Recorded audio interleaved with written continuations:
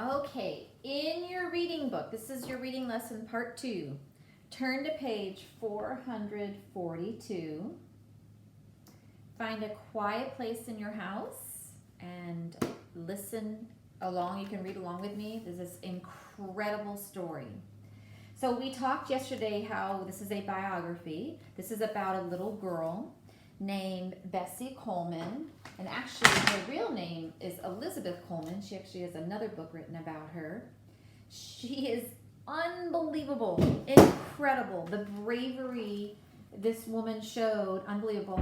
And I had never heard of her until I read it in your reading book. So I'm super happy that she's now getting the recognition that she deserves. I asked you yesterday to go on a picture walk and to write down your predictions. So thank you for all of those who did it. We see a little girl here. I can kind of predict this takes place a long time ago because there's a horse pulling a cart. And this is actually a roaming library. This is what they did way back when. And then the next page, you have a barber shop, it looks like. So we'll try to figure out what she's doing in a barber shop. You can see Barbara right there. There she is, what looks like on a boat. There's a Statue of Liberty, which I read about a couple weeks ago. There she is in a plane that doesn't even have like a top to it. This is smaller planes. Back then looked like that. There's a real picture of her pilot's license. There she is. And we'll read about that. And there she is flying. Okay. So we see some text features in here before we start. We see bold print. And we do see illustrations. And then down here we have a real picture of her pilot's license. And then down here we have a timeline. Remember we saw a timeline in the other book about Cesar Chavez. A timeline puts a person's life in order. And it talks about the major events. All right, are you ready to hear about this incredible person? Oh, she's incredible. Brave Bessie, written and illustrated by Eric Valaquez. Twice a year, a library wagon would stop in front of Bessie Coleman's little house in Texas. Bessie's mom would rent books for her 12 children to read. Bessie loved to read about Booker T. Washington and Harriet Tubman. They were her heroes. Bessie daydreamed of being someone special like them. So we read about Harriet Tubman this year. And we're going to learn about why Bessie's a hero. Bessie knew school was important. I like the sound of that. Awesome.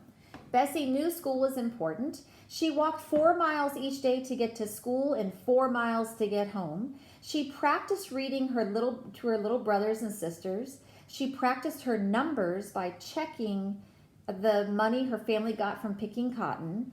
Bessie scrimped and saved enough so she could go to college. She went to college at 18 but left after only a few months.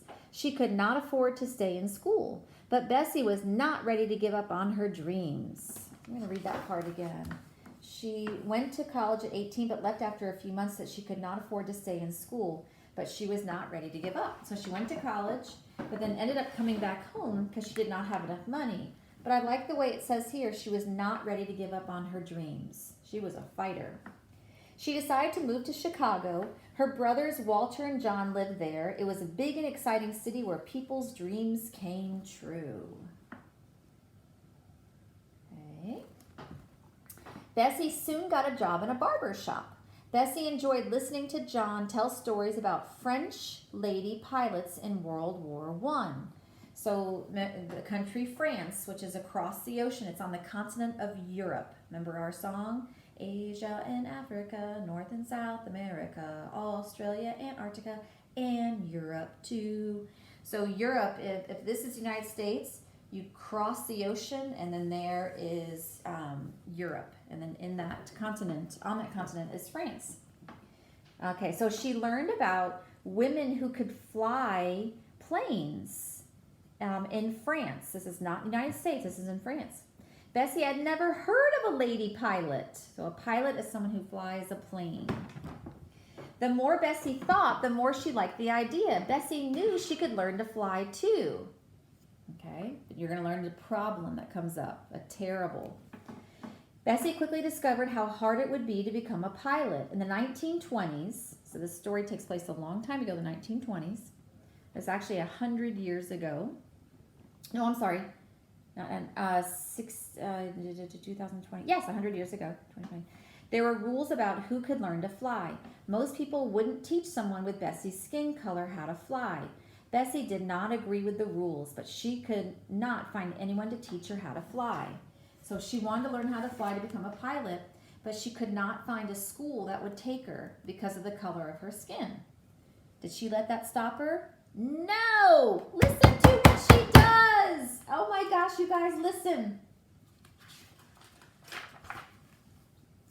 One day, Bessie met a very important man who worked for a newspaper. She asked him if he knew anyone that could teach her how to fly a plane. He told Bessie to go to France.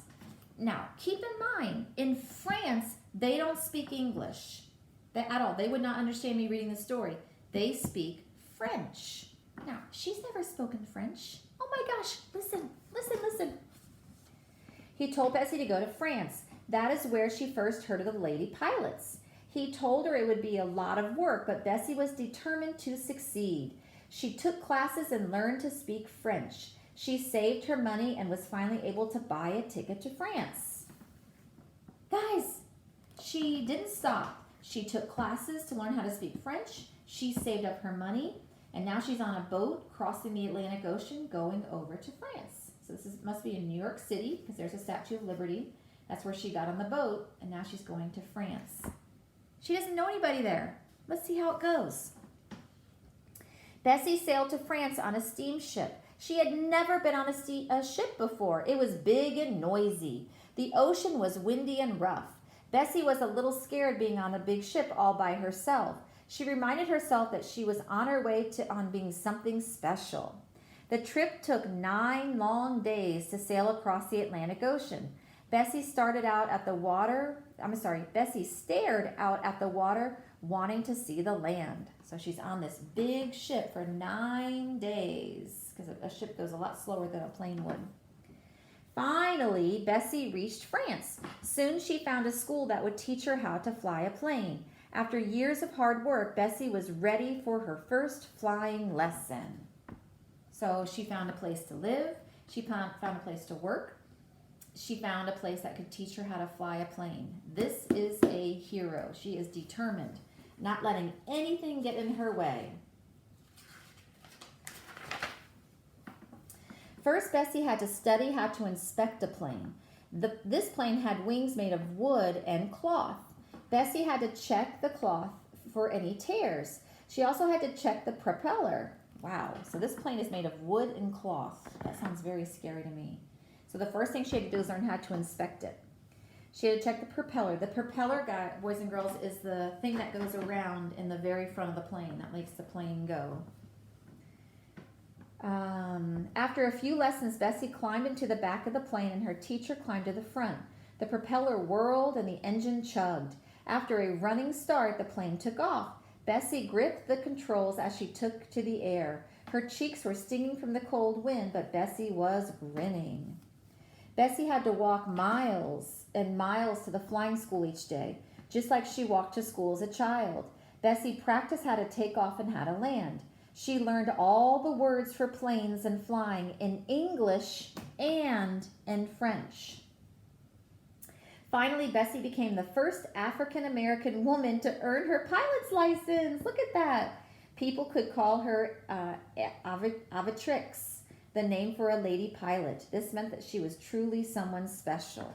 So she was the first female African-American pilot, and that's a real picture of her pilot's license. It says, issue 2, Bessie Coleman, date issued June 15th, 1921, and there's her signature, and it has the license number. That's a real picture of what she looked like. So there she is in the plane. Look how happy she looks. Okay. Bessie returned to America. She was surprised to see reporters waiting to ask her questions. Many people were interested in Bessie. They wanted to see her fly planes. Bessie wanted to help other African Americans. She wanted children to know they could make their dreams come true. She decided to earn money for her own flying school by performing stunt flying shows. So you can still see these today. We'll have these old planes, and the planes will kind of dip and dive and spin, and people pay money to watch them. So she would put on these shows, and people would pay money, and she wants to earn money to open up a school to help other African Americans get their license.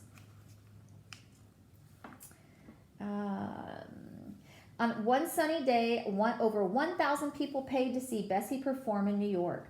The crowd cheered as Bessie climbed into the cockpit. She was wearing a leather coat, helmet, and goggles, and a confident smile. The plane slowly rolled down the field and took off. Bessie performed challenging flying stunts like figure eights and tailspins. The crowd went wild. Bessie performed her stunts in Texas, Tennessee, and Illinois. She flew over fields like the one she picked cotton in as a child. Crowds of people were below her, waving and cheering. She had earned the title Brave Bessie. Years later, her dream of opening a school finally came true. The Bessie Coleman Aerial Club taught African American people how to fly. Thanks to Bessie, their dreams were taking flight too. Wow, she did it. Oh my gosh, she's so brave. So there's her picture. This is her timeline. 1892, she was born in Atlanta, Texas. 1910, she enrolls in college. 1950, she moves to Chicago, Illinois. Remember, she ran out of money, so she went to Chicago to work. Bessie sails to France on a boat in 1920. In 1921, she earns her pilot's license in France. 1922, she performs her first air show in New York. 1925, Bessie earns the name Brave Bessie, which I totally agree with. 1926, she dies in Jacksonville, Florida. In 1929, the Bessie Coleman Aero Club opens. So unfortunately, she did pass away. She was in a plane accident and passed away in 1926, which she was very young still, probably only in her 20s. 1892, yeah, maybe early 30s. So, but do you think she was brave? Yes, she was incredibly brave. Oh my goodness. Okay, so here's the author, Eric Vasquez, and he also did the pictures. Okay. All right, so I want to review two things. Tomorrow, we're going to sequence this story. Remember, to sequence is to put the events in order using the transitional words, first, then, next, last. So we'll do that tomorrow. I have everything ready. So we'll reread it tomorrow and put her life. We'll sequence the story, sequence everything that happened in her life. But today I want to talk about summarizing. Remember, we've used this word summarize many, many, many times this year. Summarize is when you retell what happened in your own words.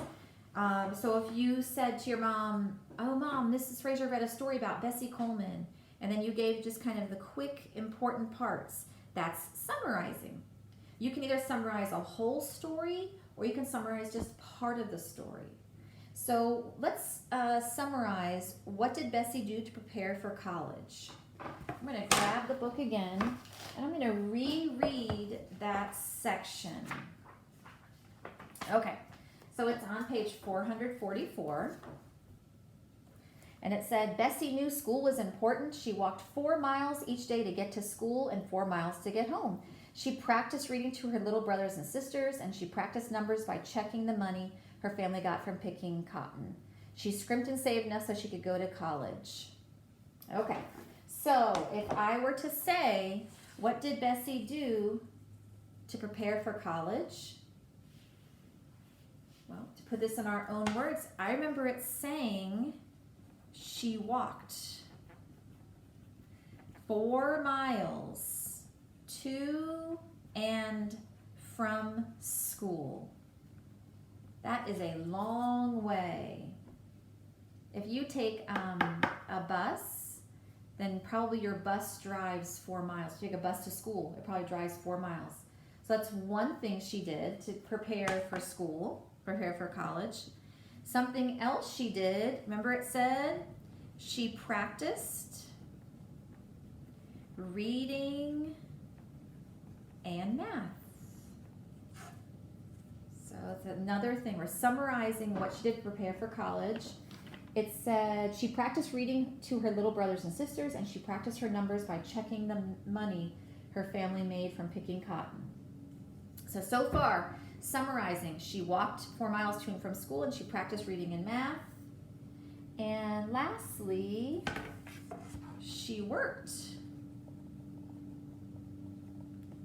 to save money.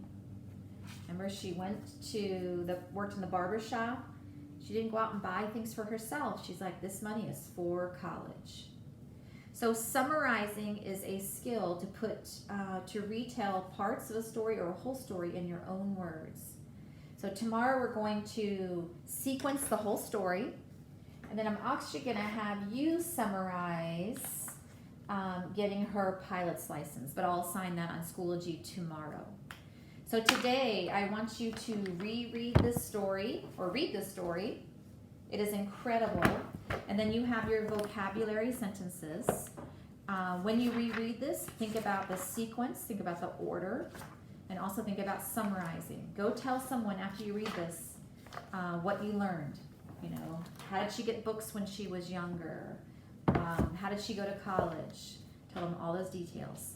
So brave Bessie, and for sure she was brave.